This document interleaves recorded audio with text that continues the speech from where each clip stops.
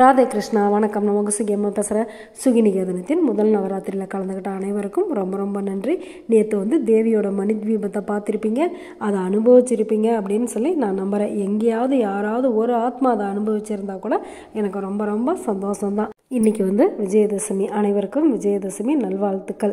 விஜயதசமி ஏன் கொண்டாடுறோம் அப்படின்னாக்கா 9 நாட்களும் எல்லா அரக்கர்களையும் கொண்டுட்டு அம்மா ஜெகஜோதியாக வெற்றி அடைஞ்ச நாள் தான் இன்றைக்கி. அதனால தான் அந்த வெற்றியை கொண்டாடுறதுனால தான் விஜயதசமி.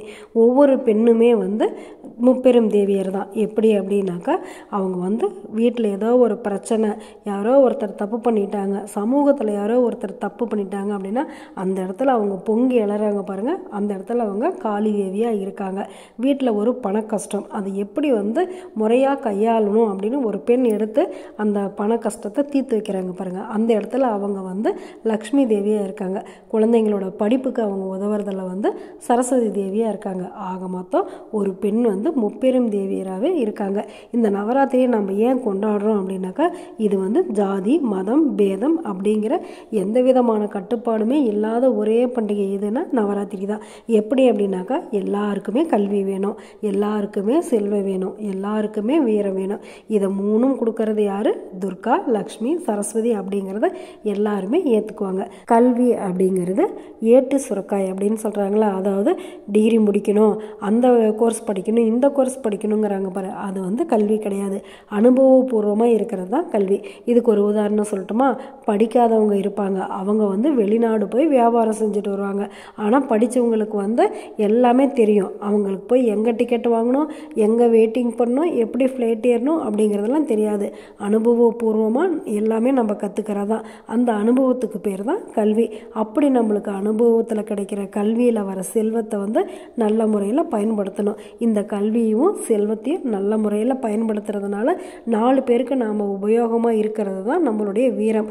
அதாவது நம்மளுடைய கல்வி பல பேருக்கு பயன்படுத்துது அப்படின்னா தான் அது வீரமான செயல் அப்படின்னு சொல்லி அர்த்தமாக. இதை உணர்த்துறதுக்காக தான் இந்த சரஸ்வதி பூஜை. சரஸ்வதி தேவி ஏன் கல் மேலே உட்காந்துருக்காங்க தெரியுமா? எப்போவுமே அழியாத செல்வம் எதுன்னா கல்வி தானா. கல் எப்படி கரையாதோ அதே மாதிரி நம்மளுடைய கல்வியுமே எப்போவுமே கரையாதோ. இது வரைக்கும் நம்மளால் மாற்றிக்க முடியாத விஷயங்களை நம்ம மாற்றிக்கிறதுக்கு தான் இந்த விஜயதசமி. இந்த நவராத்திரியிலேருந்து நம்மளுடைய மாற்றங்களை பிறரின் நலனுக்காக பயன்படுத்துவோம். இதனால் நம்மளுக்கு என்ன நன்மை கிடைக்கும் தெரியுமா? நம்மளுக்கு எப்போவும் கோபமே வராது, நல்ல சிந்தனையே வரும். நாமளும் வளர்ந்து பிறரின் வளர்ச்சிக்கும் உதவியாக இருக்கலாமா? நமக்கு கிடைக்கிற கல்வியை வச்சு தான் செல்வமும் வீரமும் கிடைக்குது. நம்மளுடைய கல்வியை நல்ல முறையில் பயன்படுத்தி அதில் வர செல்வத்தை நாமும் பயன்படுத்தி பிறருக்கும் கொடுத்து சந்தோஷமாக இருப்போம். இதுதான் நவராத்திரி பூஜை. இந்த விஜயதசமியிலிருந்து நாம் எடுத்துக்கிற எல்லா முயற்சியும் வெற்றி அடையணும்னு